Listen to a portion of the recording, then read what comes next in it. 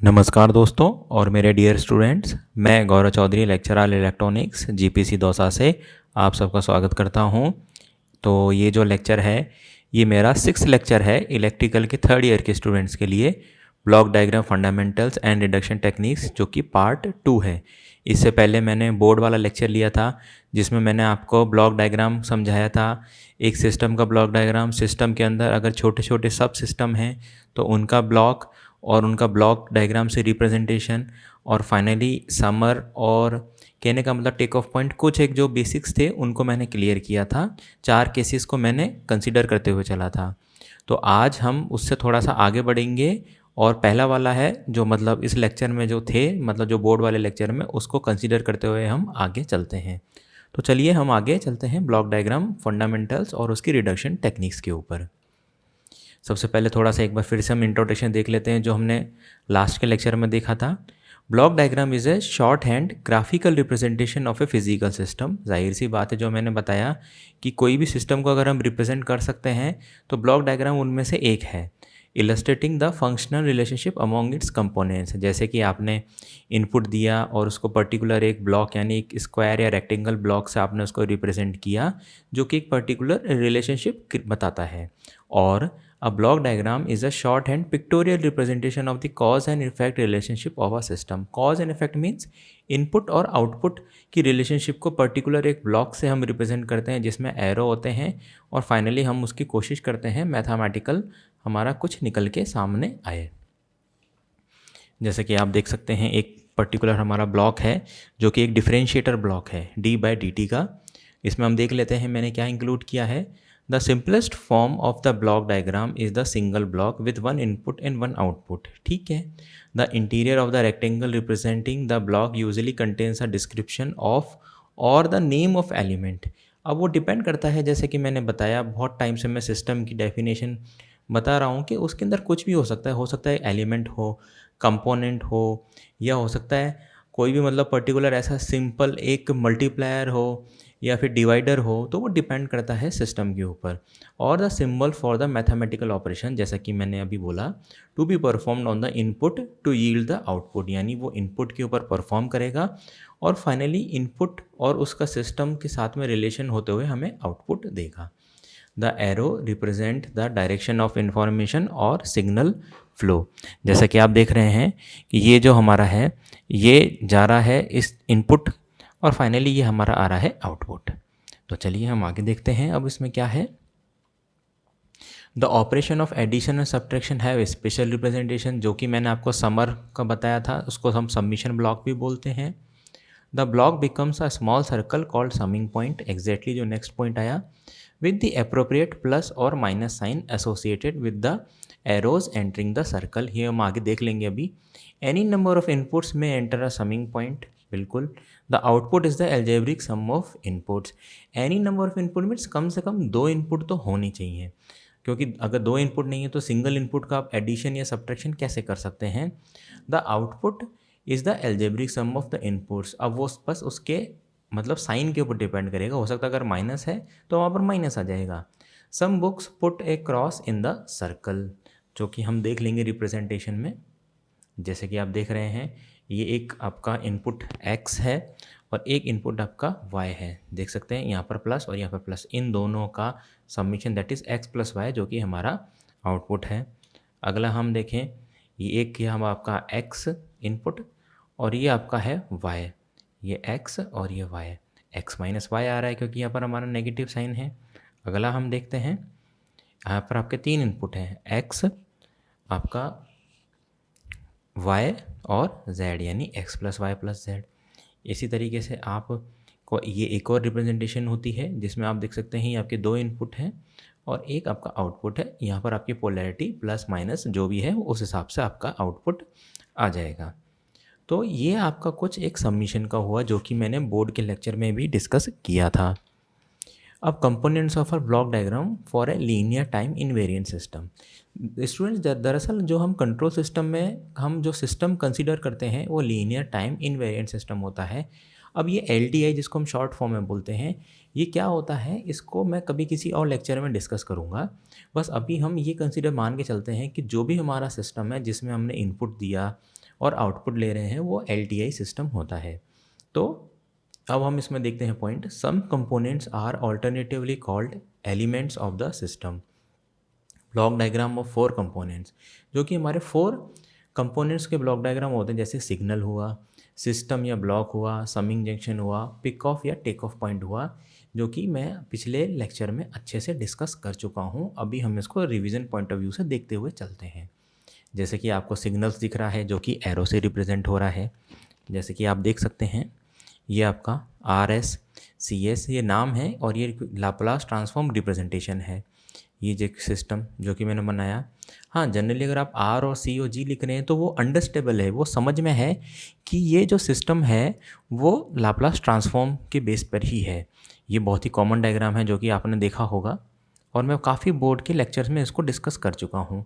ये आपका summing junction, जैसे कि इसमें 3 इनपुट आ रहे हैं, R1 R2 और R3। 2 तो मतलब सम हो रहा है और एक नेगेटिव हो रहा है, तो R1 + R2 - R3। ये आपका समर हुआ या समिंग जंक्शन जिसको हम बोलते हैं। ये आपका टेक ऑफ पॉइंट हुआ, जबकि मैंने बताया कि हो सकता है एक से या एक से ज़्यादा सब सिस्टम के अंदर आपको ज़रूरत पड़े सेम इनपुट की। तो हम क्या करते हैं, जो हमारी सिग्नल की जो लाइन होती है उसमें से हम एक पर्टिकुलर पॉइंट निकाल लेते हैं, क्योंकि वो इक्वी पोटेंशियल लाइन होती है। यानी आप एक मतलब उस लाइन से सपोज मान लीजिए लाइन स्टार्ट हो रही है, वहाँ से पॉइंट लें, या लाइन के मिड से लें, या लाइन के आप बिल्कुल एंड से लें, वो एक ही बात है, क्योंकि वो वहाँ पर एंटायरली जो सिग्नल का जो वोल्टेज है वो सेम है। तो इस तरीके से हमने इसको 3 पार्ट में तोड़ दिया। जैसे कि आप देख सकते हैं ये आपका टेक ऑफ पॉइंट जिसको हम पिक ऑफ पॉइंट बोलते हैं, ये एक इनपुट एक अलग सिस्टम में जा रहा है, ये दूसरा इनपुट दूसरे सिस्टम में जा रहा है, सिमिलरली ये अलग सिस्टम में जा रहा है। तो ये हमारे कुछ कॉमन रिप्रेजेंट मतलब सिस्टम को रिप्रेजेंट करने के तरीके होते हैं। सिग्नल हुआ, सिस्टम हुआ, समर हुआ या टेक ऑफ पॉइंट हुआ, ये ही हमारे जनरली 4 हमारे एंटायर ब्लॉक डायग्राम रिप्रेजेंटेशन में काम में आते हैं। अब आगे देखते हैं हम, in order to have the same signal और variable B an input to more than one block और summing point, a take off point is use. जैसे कि मैंने अभी बताया, distributes the input signal undiminished to several output points, ये भी possible है। This permits the signal to proceed unaltered along several different paths to several destination. जाहिर सी बात है वो हमारा सब कुछ सिस्टम टू सिस्टम डिपेंड करेगा। जैसा कि आप देख रहे हैं कि आप जैसे कि एक हमारा x हमारा ये है, टेक ऑफ पॉइंट से x अलग अलग सिस्टम में चले गया।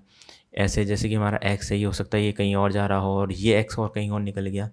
तो सब कुछ एंटायरली हमारे सिस्टम के ऊपर ही डिपेंड करेगा। चलिए हम आगे चलते हैं। एक हम एग्जांपल ले रहे हैं। Consider the following equation in which x1 x2 x3 are variables and a1 a2 are general coefficient और मैथमेटिकल ऑपरेटर्स। यानी हमारा एक x3 है और x3 बराबर है a1 x1 + a2 x2 - 5। तो अब अगर हम इसको सॉल्व करें तो क्या मतलब हमारा इसको अगर ब्लॉक डायग्राम में रिप्रेजेंट करें तो क्या हमारा रहेगा। तो चलिए हम देखते हैं।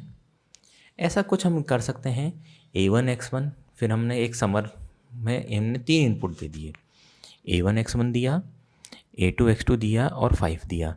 अब इनमें हमने क्योंकि a1 x1 ये कि प्लस में जा रहा है, a2 x2 ये भी प्लस में है और 5 ये कि माइनस में है, जो कि फाइनली किसके बराबर है, हमारे x3 के बराबर। चलिए अब देखते हैं। अब अगर हम इसको ब्लॉक से रिप्रेजेंट करें, क्योंकि a1 और a2 हमारे जनरल कोफिशिएंट है, तो हम अब क्योंकि a1 x1 से मल्टीप्लाइड है, x1 और x2 तो x और x3 ये हमारे सिग्नल के फॉर्म में है, x3 तो है हमारा आउटपुट और x1 और x2 है हमारे इनपुट। तो हमने क्या देखा, x1 को हमने a1 के एक पर्टिकुलर ब्लॉक से रिप्रेजेंट कर दिया, जिसको हम सब सिस्टम भी बोल सकते हैं या सिस्टम बोल लीजिए, और a1 और x1 हमारा निकल के आ गया। अब हम आगे बढ़े, x3 बराबर a1 x1 + a2 x2 मतलब सेम ही है। अब आपको क्लियर हुआ होगा ये x2 और ये a2 से मल्टीप्लाई हुआ, जैसे कि पिछले हमने देखा x1 a1 से मल्टीप्लाइड हुआ, यहाँ पर x1 a1 से और ये निकल के आया a1 x1 और x2 a2 एक पर्टिकुलर ब्लॉक से रिप्रेजेंट कर दिया, तो a2 x2 दोनों ऐड हो रहे हैं। और 5 क्योंकि एक सिंपल एक कांस्टेंट लाइन है तो फाइनली हमारा x3 आया। कहने का मतलब हमने इस पर्टिकुलर मैथमेटिकल इक्वेशन को कुछ इस तरीके के ब्लॉक डायग्राम से हमने रिप्रेजेंट कर दिया। तो आगे बढ़ते हैं, एक एग्जाम्पल 2 है। सपोज एक xn है, मतलब nth हमारा आउटपुट है, a1 x1 plus a2 xt and so on, हमारा आगे बढ़ता चला जा रहा है। तो हम कुछ इस तरीके से रिप्रेजेंट कर देंगे x1 x2 and so on xn, और सिमिलरली ऐसे हमारे पर्टिकुलर जो कोफिशिएंट है वो ब्लॉक से रिप्रेजेंट हो रहे हैं, और फाइनली हमारा एक समर या सबमिशन लगा हुआ है जो कि हमें आउटपुट दे रहा है xn। अब एक क्वेश्चन आता है, draw the block diagrams of the following equations. इस इक्वेशन का हमें ब्लॉक डायग्राम बनाना है। इसका मैंने ब्लॉक डायग्राम नहीं बनाया है, ये स्टूडेंट के लिए होमवर्क है। अब स्टूडेंट को मैं ये बोलूँगा कि अगर जैसे आप यहाँ पर इंटीग्रेशन का साइन देख रहे हैं या डिफरेंशिएशन का साइन देख रहे हैं, तो वो उसको आप पर्टिकुलर आपको ब्लॉक से डिफरेंशिएटर या इंटीग्रेटर लिख के कर लीजिए। ज़्यादा इसमें माथाफोड़ी नहीं करनी है कि मतलब हम इसको कैसे सॉल्व करेंगे। मैंने आपको पहले कहा था कि मैथ्स होगी, लेकिन मैथ्स का पर्टिकुलर ऐसे सॉल्यूशन नहीं निकालना होगा कि जिससे आपको बहुत ज़्यादा प्रॉब्लम हो। तो स्टूडेंट्स इन क्वेश्चन को ट्राई करें और मुझे कॉन्टेक्ट करके बताएं कि वो उसको सॉल्व कर पाए या नहीं कर पाए। तो अब आ जाता है हमारा एक पॉइंट, टोपोलॉजीज़। टोपोलॉजी से हम दरअसल क्या समझते हैं, हमारा स्ट्रक्चर, जिसको हम आर्किटेक्चर भी बोलते हैं, जिसको हम देख लेते हैं। We will now examine some common topologies for interconnecting subsystem. हाँ, अब ये टोपोलॉजी काम क्यों आती है कि हम मान के चलिए एक हमारा बहुत बड़ा सिस्टम है और उसके अंदर सब सिस्टम है। अब वो इंटरकनेक्टेड है, जाहिर सी बात है उनका आपस में कनेक्शन तो होगा, लेकिन वो किस तरीके कनेक्टेड हैं और वो जिस तरीके से कनेक्टेड हैं, क्योंकि हमारा जो एम है, फाइनली एम है कि वो अगर सिस्टम कॉम्प्लेक्स है हम उसको सॉल्व करें और एक सिंगल पर्टिकुलर ब्लॉक से उसको लेके आ जाए मैथमेटिकली सॉल्व करके। ये हमारा finally block diagram reduction technique का एम होता है। तो these common topologies will form the basis for reducing more complicated system to a single block, जैसा कि मैंने अभी आपको बताया। तो चलो देख लीजिए किस किस टाइप की टोपोलॉजीज होती हैं। एक तो होता है स्टूडेंट हमारा कैस्केड। कैस्केड में क्या होता है, पहले आप मैं ये लाइन पढ़ देता हूँ। Any finite number of blocks in series में be algebraically combined by multiplication of transfer function. इसको अभी मैं एलेबरेट करता हूँ। दैट इज़ एन कंपोनेंट्स और ब्लॉक्स विथ ट्रांसफ़र फंक्शन, यानी हर एक कंपोनेंट जिनका ट्रांसफ़र फंक्शन या जिसको हम गेन भी बोलते हैं, G1 G2 से लेके Gn तक, कनेक्टेड इन कैस्केड। अब कैस्केड कैसे होता है मैं आपको बताता हूँ। Are equivalent to a single element with G with a transfer function given by, और ये एक मैथमेटिकल इक्वेशन है, यानी वो अगर मान के चलिए हर एक सब सिस्टम है, उनका गेन है G1 G2 से लेके Gn तक। तो एक सिंगल उसको रिप्रेजेंट करने के लिए हमारा होता है G1 G2 G3 से लेके Gn तक उनका सिंपल मल्टीप्लिकेशन, और जिसको हमने जनरलाइज फॉर्म में मैथमेटिकली कुछ ऐसा लिख दिया है। तो चलिए देख लेते हैं। ये देखिए आपका एग्जांपल, यानी एक गेन लगाए, उसके बाद दूसरा सिस्टम लगाए, तीसरा सो ऑन। फाइनली इन दोनों का एक इक्विवेलेंट हम G1 G2 मल्टीप्लाई करके लिख देते हैं। यानी हमने इनपुट में सिग्नल दिया E, आउटपुट में लिया C। देखिए फाइनली हमने एक सिंगल ब्लॉक से इसको रिप्रेजेंट कर दिया। मल्टीप्लिकेशन और transfer function is commutative, that is, हाँ एक ये चीज़ है कि आपने G1 G2 लिखा, आप G2 G1 में लिख दीजिए, उससे कोई फ़र्क नहीं पड़ेगा। यानी Gij equal to GJI for any i और जे, मतलब वो सिंगल ब्लॉक उसी को रिप्रेजेंट करेगा। ये आपका कुछ कैस्केड है, जैसे कि आपने यहाँ पर 3 हैं, पहले में G1S, दूसरे में G2S, तीसरे में G3S। फाइनली RS तो हमारा मतलब जो फर्स्ट इनपुट था और CS हमारा आउटपुट। तो फाइनली हमारा क्या आया RS, और फाइनली हमने इसको एक सिंगल ब्लॉक से रिप्रेजेंट कर दिया। G3 G2 G1 या G1 G2 G3 या G2 G1 G3 वो एक ही है, क्योंकि मल्टीप्लिकेशन कम्यूटेटिव होता है। कम्यूटेटिव मतलब आप उसको उल्टा लिखें या सीधा लिखें, बात एक ही है। तो ये आपको दिख गया, और इसका इक्विवेलेंट ट्रांसफर फंक्शन क्या होगा ये आप देख लीजिए। G3 G2 G1S, जो कि फिगर बी से रिप्रेजेंट हो रहा है। फिगर बी आप देख पा रहे हैं जैसे कि आपको ये दिख रहा है। चलिए आगे देख लेते हैं। एक होती है आपकी पैरेलल फॉर्म। पैरेलल सब system have a common input.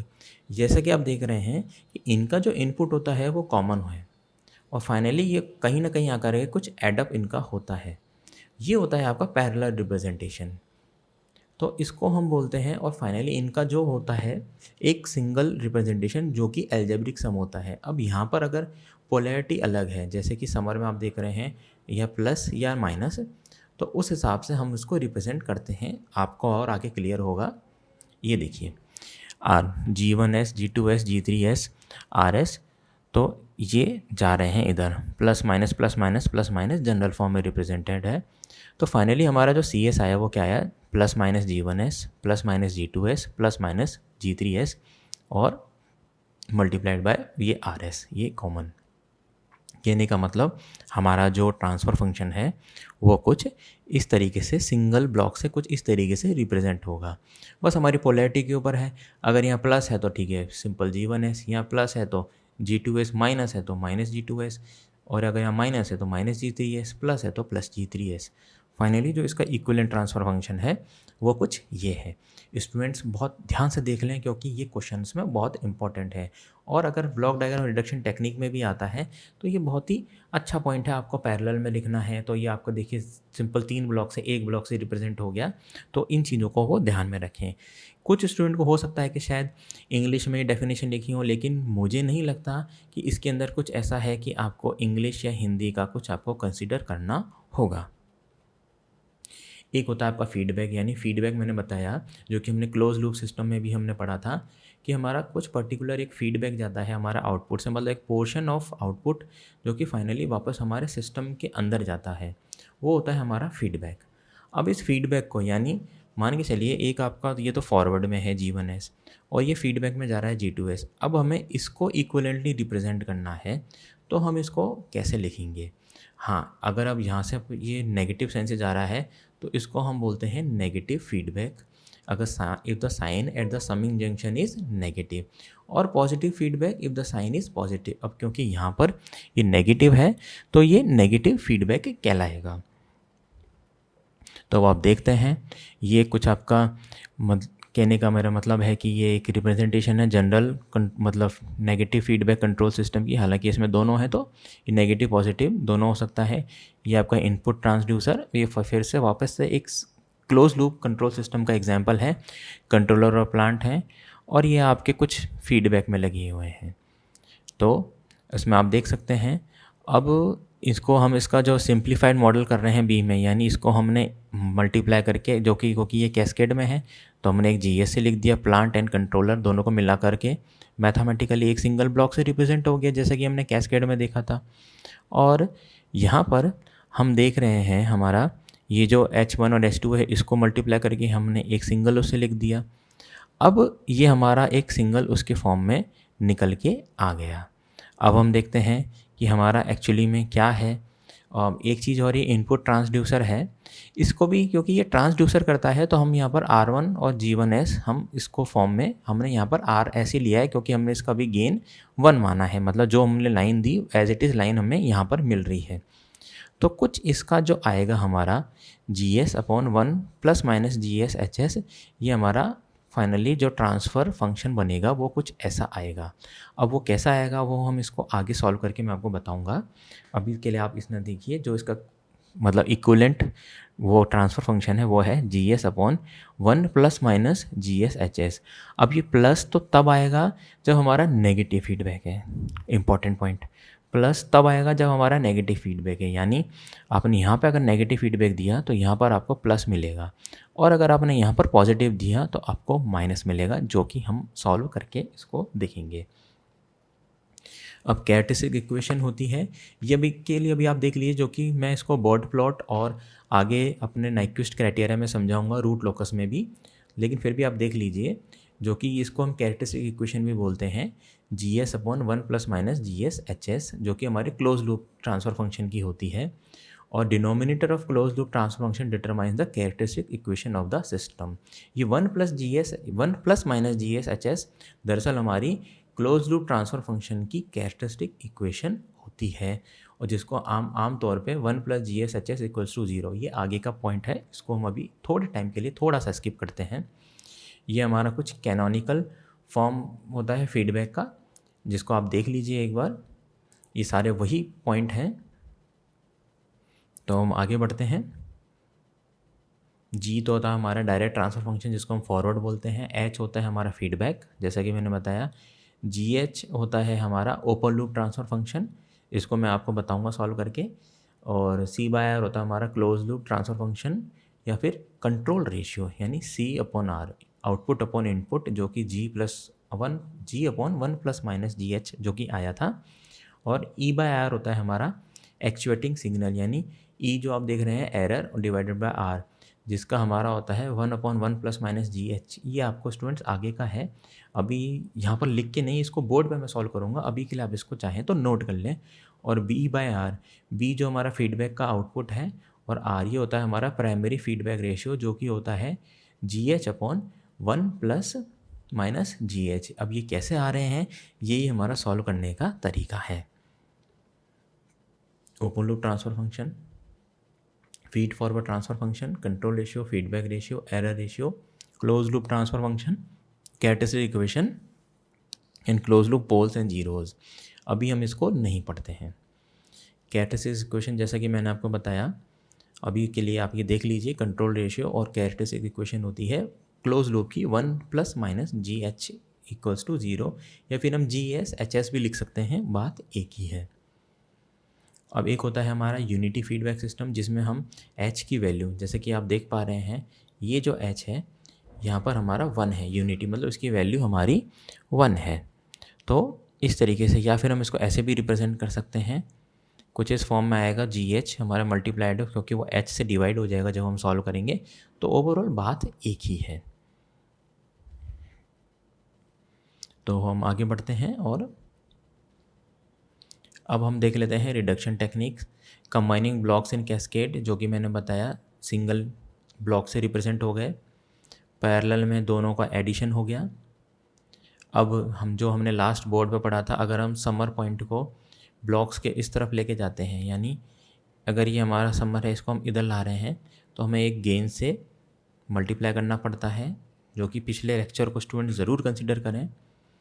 Moving A summer point ahead of a block, यानी अगर ये समर पॉइंट को हम इधर ला रहे हैं तो हमें रेसिप्रोकल से करना पड़ता है, पोलैरिटी चाहे भले कुछ भी हो उससे फ़र्क नहीं पड़ेगा।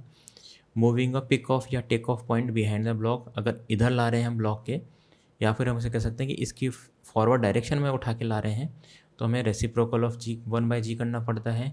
Moving a take off point ahead of block, यहाँ से हम यहाँ ला रहे हैं, यानी यहाँ लाए तो हमें उस गेन से मल्टीप्लाई करना होता है। ये सारे केसेस हमने स्टूडेंट्स देख लिए थे। अब आता है फाइनली, अगर ये हमारा कुछ ऐसा फीडबैक में है तो कुछ ऐसा इक्विवेलेंट रिप्रेजेंट होगा, जैसे कि आप देख सकते हैं, आपको समझ में आ रहा होगा। अगर h वन है तो g अपॉन वन प्लस में, जहाँ पर h की वैल्यू वन हो गई। अगर हम swap with to neighbouring summing points, ये एक नया केस है। मान के चलिए हमारे दो नेबरिंग पॉइंट है, एक में इनपुट a ऐसा कुछ आ रहा है और b, हम इन दोनों को स्वैप कर सकते हैं, क्योंकि स्वैप मतलब समीशन हमारा एक तरीके से कम्यूटेटिव होता है, यानी आप उसको b रख लीजिए, इधर a रख लीजिए, बात एक ही है, दोनों केसेस इक्वलेंट हैं। तो हम आगे बढ़ते हैं, और ये हमारे ब्लॉक डायग्राम के कुछ ट्रांसफॉर्मेशन थ्योरम है। तो आप इनको एक स्टूडेंट्स, मुझे ऐसा लगता है कि अभी तक मैंने जो पढ़ा है, हालांकि मोस्टली 80% पिछला लेक्चर का ही कंसीडर किया है, मैं इसको यहीं स्टॉप करता हूं, क्योंकि कुछ एक टेक्निक जैसे पैरेलल हुआ, कैस्केड हुआ और फीडबैक हुआ, उसको बोर्ड पे दोबारा डिस्कस करना ज़रूरी है क्वेश्चंस के साथ में। नेक्स्ट जो मैं लेक्चर शुरू करूँगा वो मैं शुरू करूँगा ब्लॉक डायग्राम ट्रांसफॉर्मेशन थ्योरम के साथ में।